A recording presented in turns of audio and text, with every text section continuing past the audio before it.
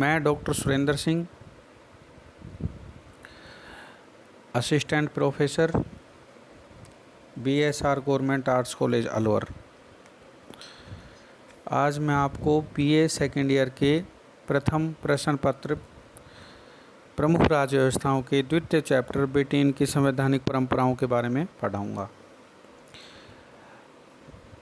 व्यक्ति के जीवन में जो स्थान आदत या स्वभाव का होता है, राज्य के जीवन में वही स्थान प्रथाओं और परंपराओं का होता है। पुराने संविधानों और भूतकाल के प्रति अतीव सम्मान रखने वाले देशों में प्रथाएं और परंपराएं बहुत अधिक प्रभावशाली होती हैं। अन्य दूसरे देशों में भी प्रथाओं और रूढ़ियों द्वारा संविधान के विकास एवं विस्तार का महत्वपूर्ण कार्य किया जाता है। ब्रिटेन के संविधान में परंपराओं का अत्यधिक महत्व है, क्योंकि इसमें लिखित अंश बहुत कम हैं और उसका मूल स्रोत संवैधानिक परंपराएं हैं। दूसरी तरफ लिखित संविधान वाले देशों अमेरिका, भारत इत्यादि में भी अनेक संवैधानिक प्रथाओं का चलन हो गया है। वर्तमान में लिखित संविधान के साथ साथ यदि वैधानिक परंपराओं की उपेक्षा की जाए तो भारत और अमेरिका के संविधानों का अध्ययन भी सही रूप से नहीं किया जा सकता। प्रथाओं पर केवल ब्रिटिश संविधान का एक अधिकार नहीं है। जैसा कि विलियम होल्ड्सवर्थ ने कहा है, जहाँ भी शासन शक्ति भिन्न भिन्न व्यक्तियों अथवा संस्थाओं में निहित हो, वहाँ इन परिपाटियों और वैधानिक परंपराओं का विकास प्रत्येक काल में और प्रत्येक स्थान पर होना चाहिए। ब्रिटिश संविधान में परंपराओं का महत्व। ब्रिटिश संविधान में अभिसमयों का बहुत महत्व है। वस्तु स्थिति यह है कि परंपराओं या अभिसमयों के बिना इंग्लैंड का संविधान क्रियान्वित नहीं किया जा सकता। ब्रिटिश संविधान अंशतः लिखित है और अंशतः अलिखित है। केवल इतना ही नहीं, इसका लिखित भाग अलिखित भाग से बहुत कम है। संविधान का लिखित भाग अधूरा है, उसकी कई बातें छूटी हुई हैं। इन रिक्तियों की पूर्ति परंपराओं द्वारा ही की जाती है। ब्रिटिश शासन विधान एक अस्थिपंजर जैसा है और परंपराएं मांस के समान हैं। परंपराएं संविधान को बदलती हुई सामाजिक और राजनीतिक परिस्थितियों के अनुकूल ढालती हैं। अतः ब्रिटिश संविधान के क्रियान्वयन में परंपराएं महत्वपूर्ण योगदान करती हैं। इन्होंने संविधान के क्रियान्वयन को सरल बनाया है। जहाँ संविधान के क्रियान्वयन में कठिनाई उत्पन्न हुई, वहीं किसी परंपरा ने तुरंत आगे बढ़कर वह उलझन दूर कर दी। परंपराओं के महत्व कारण यह भी है कि इनके कारण ब्रिटेन का संविधान लचीला हो गया है। इसलिए विल्फ्रेड हैरिसन लिखते हैं कि संविधान के इसी लचीलेपन कारण यह शासन व्यवस्था कई तूफानों का आज तक सामना कर पाई है। और इसी कारण डाइस ने लिखा है कि जो व्यक्ति ब्रिटिश संविधान का अध्ययन करना चाहता है, उसको परंपराओं पर उतना ही ध्यान देना चाहिए जितना संविधान की लिखित विधियों पर। परंपराएं संविधान की मूल शक्ति हैं कि ब्रिटिश संविधान की व्यवहार संहिताएं हैं। ब्रिटिश संविधान की परंपराओं का अर्थ और परिभाषा। ब्रिटिश संविधान में परंपराओं का बहुत महत्वपूर्ण योगदान रहा है। इन्होंने संविधान की कार्यविधि को बहुत अधिक प्रभावित किया है। बहुत अधिक ये परंपराएं विधि नहीं हैं, ये परंपराएं विधि नहीं हैं। इन्हें न्यायालय द्वारा मान्यता नहीं दी जाती। इनका उल्लंघन होने पर न्यायालय कोई दंड नहीं दे सकता, परंतु ये परंपराएं इंग्लैंड के राजनीतिक जीवन में इतनी गहरी बैठ चुकी हैं कि उनका उतना ही दृढ़ता से पालन किया जाता है जितना संसद द्वारा पारित कानूनों का। विभिन्न लेखकों ने परंपरा की अलग अलग परिभाषाएं की हैं। डाइस लिखते हैं कि ये ढंग निर्धारित करने वाले नियम हैं जिस ढंग से सम्राट के स्वेच्छाचारी अधिकारों का प्रयोग किया जाना चाहिए। और लिखते हैं, परंपराओं उन समझौतों, आदतों और प्रथाओं से मिलकर बनती हैं जो राजनीतिक नैतिकता के नियम मात्र होने पर भी बड़ी से बड़ी सार्वजनिक सत्ता के दिन प्रतिदिन के संबंधों और गतिविधियों के अधिकांश भाग का नियमन करते हैं। J.S. मिल इनको संविधान के अलिखित सूत्र कहता है। एंसन इनको संविधान की रूढ़ियाँ कहता है।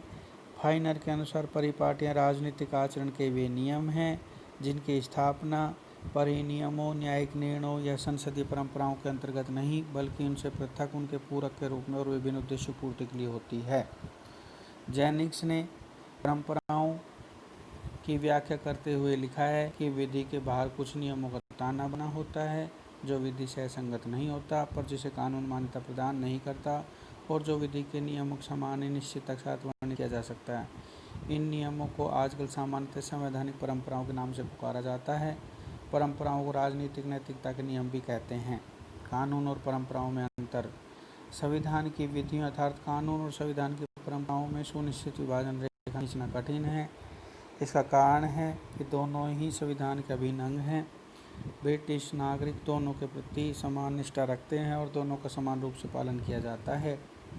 आम जनता इनके बीच अंतर को नहीं समझ पाती, परंतु राजनीति विज्ञान के अध्येताओं के लिए यह अंतर समझना आवश्यक है। कानून संसद के द्वारा बनाए जाते हैं, जबकि परंपराएं आवश्यकता के अनुसार संयोगवश ही उत्पन्न हो जाती हैं। कानून लिखित होते हैं, परंपराएं अलिखित होती हैं। कानून न्यायालय द्वारा लागू किए जाते हैं, परंपराएं न्यायालय द्वारा लागू नहीं की जा सकती। कानून निश्चित और स्पष्ट होते हैं, जबकि परंपराएं कई बार अनिश्चित होती हैं। और जेनिंग्स दोनों का अंतर बताते हुए लिखा है कि परंपराएं किसी संविधान के अत्यंत मौलिक नियमों के समान हैं, क्योंकि प्राय वे आम जनता की स्वीकृति पर निर्भर होती हैं। लिखित संविधान इसलिए कानून नहीं होता कि वह किसी व्यक्ति द्वारा तैयार किया जाता है, वह इसलिए कानून होता है कि उसे लोगों द्वारा स्वीकार किया जाता है। वस्तुतः कानून और परंपराओं का ये भेद सैद्धांतिक रूप से ही अधिक महत्वपूर्ण है। व्यवहारिक रूप से तो ब्रिटेन परंपराओं का पालन कानून समान ही होता है। जैसा कि जेनिंग्स कहते हैं, क्या कानून और क्या परंपराएं हैं?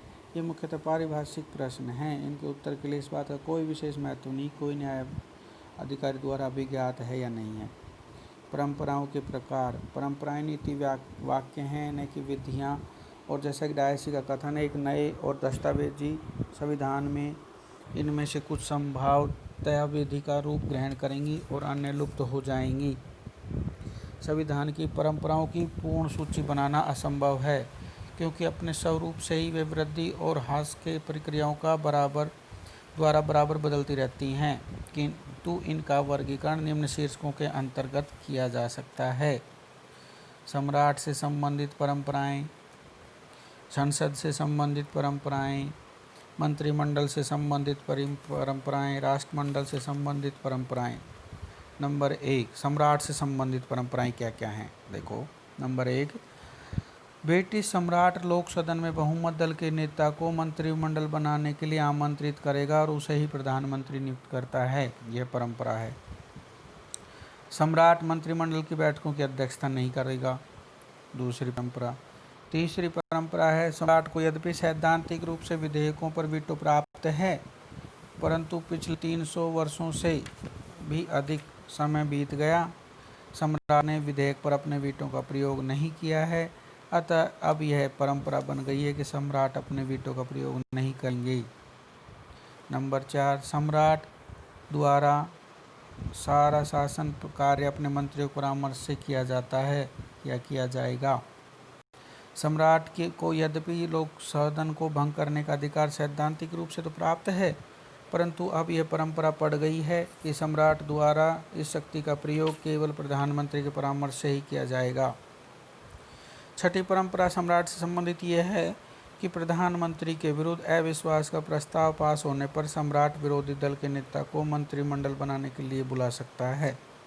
ये 6 सम्राट से संबंधित परंपराएं हैं। अब संसद से संबंधित परंपराएं सुनो आप। संसद का अधिवेशन वर्ष में एक बार जरूर होना चाहिए। नंबर 1 परंपरा। दूसरी परंपरा यह है कि लोकसभा का अधिवेशन अब अपील के न्यायालय के रूप में होता था, तब कानूनी लोड़ों को उसमें शामिल होना जरूरी होता था।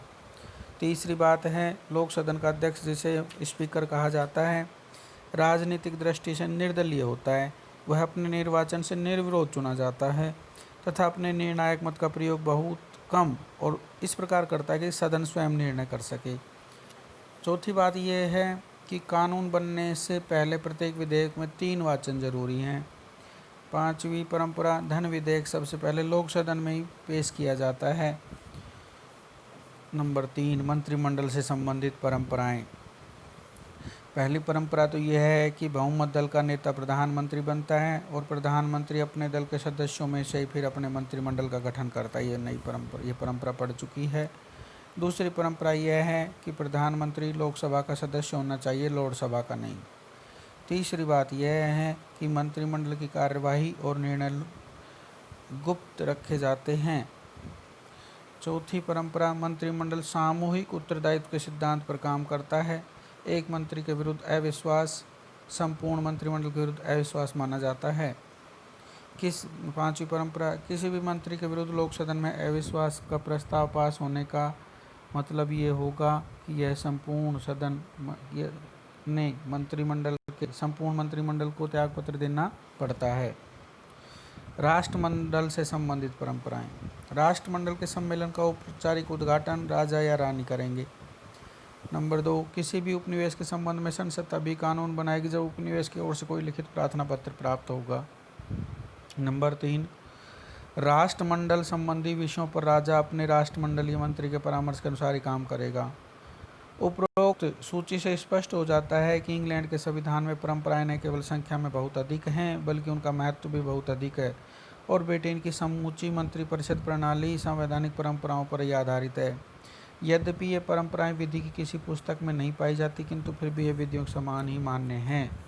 प्रत्येक अंग्रेज इन्हें आदर की दृष्टि से देखता है। ये कितनी आश्चर्य की बात है कि ब्रिटिश शासन व्यवस्था में सर्वाधिक महत्वपूर्ण एवं केंद्रीय स्थान रखने वाले प्रधानमंत्री और उसके मंत्रिपरिषद का सन 1937 ईस्वी के कानून मंत्री अधिनियम के पारित होने तक लिखित रूप में कहीं भी उल्लेख नहीं था। अधिकांश परंपराएं सम्राट और जनता के मध्य लंबे संघर्ष के फलस्वरूप प्रतिष्ठापित हुई हैं और इनके द्वारा ही कॉमन सभा सम्राट से सने शक्ति छीनने में सफल हो पाई है। अब प्रश्न ये आता है कि इन परंपराओं का पालन क्यों किया होता है, क्यों करते हैं लोग इनका पालन।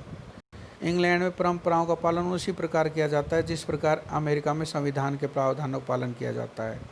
परंपराएं कानून नहीं है तो उनका पालन उसी प्रकार क्यों किया जाता है जिस प्रकार कानून का पालन किया जाता है।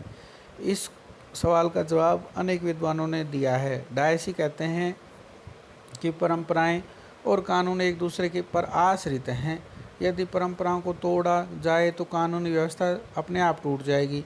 जैसे यदि संसद का अधिवेशन वर्ष में एक बार नहीं बुलाया गया तो देखने में केवल परंपराएं टूटेगी परंतु वास्तव में कानून भी टूट जाएगा। प्रति वर्ष संसद का अधिवेशन यदि नहीं बुलाया गया तो उसमें कई कानून उलझन उत्पन्न हो जाएंगी, न तो बजट आएगा न सेवा संबंधी कानून का नवीनीकरण हो पाएगा। यदि संसद का अधिवेशन न बुलाया गया तो दोनों कानूनी व्यवस्थाएं भंग हो जाएंगी। अनाधिकृत धन से सेना का वेतन आदि देना गैर कानूनी हो जाएगा। सारी शासन व्यवस्था छिन्न भिन्न हो जाएगी। डायसी द्वारा प्रतिपादित उक्त तथ्य केवल अर्ध सत्य है। यह ठीक है, कुछ परंपराएं ऐसी हैं जिनका यदि पालन नहीं हुआ तो कानून व्यवस्था गड़बड़ाने लगेगी, परंतु परंपराओं के पालन का यही एकमात्र कारण नहीं है। लावेल का मत है कि संसद संप्रभु है, वह 2 वर्ष का बजट एक साथ भी पारित कर सकती है। ऐसा अधिनियम 2 वर्ष में एक बार पारित करने का निर्णय ले सकती है। यदि वह ऐसा करे तो कानून नहीं टूटेगा, परंपरा जरूर टूट जाएगी। कुछ परंपराएं ऐसी जिनके त्यागने से कानूनी उलझनें पैदा नहीं होती। जैसे स्पीकर यदि अपने चुनाव के पश्चात दलगत राजनीति में भाग लेना बंद न करे तो उसमें कोई भयंकर कानूनी परिणाम नहीं होंगे। लावेल कहते हैं, इस संबंध में लावेल का यह विचार है कि वैधानिक परंपराओं का पालन इसलिए किया जाता है कि उन्हें जनता का समर्थन प्राप्त है और परंपराओं को चूंकि जनता का आदर प्राप्त होता है अतः उनकी प्रतिनिधि सरकार भी उनका आदर करती है।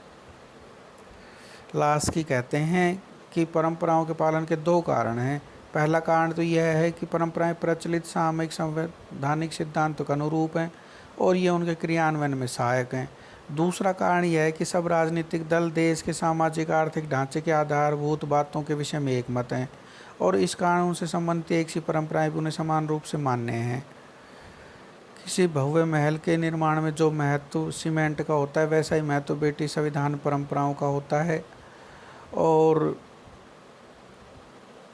ये परंपराएं ब्रिटिश संविधान के प्राण हैं। इनके बिना ब्रिटेन के संविधान एक निर्जीव शरीर के अतिरिक्त तो कुछ नहीं। परंपराओं के महत्व पर प्रकाश डालते हुए फ्रीमैन ने लिखा है, अब हमारे पास राजनीतिक नैतिकता की एक पूरी व्यवस्था है जो परिनियमों या सामान्य विधियों के किसी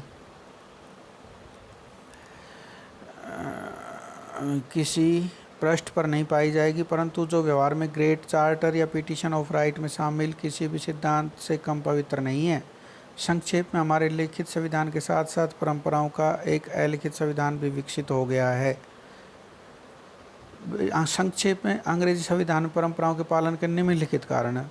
एक तो परंपराएं उपयोगी हैं। नंबर 2, परंपराओं जन समर्थन पर आधारित हैं। नंबर 3, परंपराओं ने संविधान कार्य प्रणाली को सुगम बनाया है। चौथी बात यह है कि परंपराओं द्वारा कार्यपालिका का लोकतांत्रिकरण किया गया है। और पांचवी बात यह है कि परंपराएं सम्मान संहिताएं हैं, जनता इनका सम्मान करती है। अतः स्पष्ट है कि परंपराओं की मान्यता केवल इसलिए नहीं होती उनका विधि से संबंध, परंतु इसलिए अधिक होती कि वे जनता की पवित्र धरोहर हैं।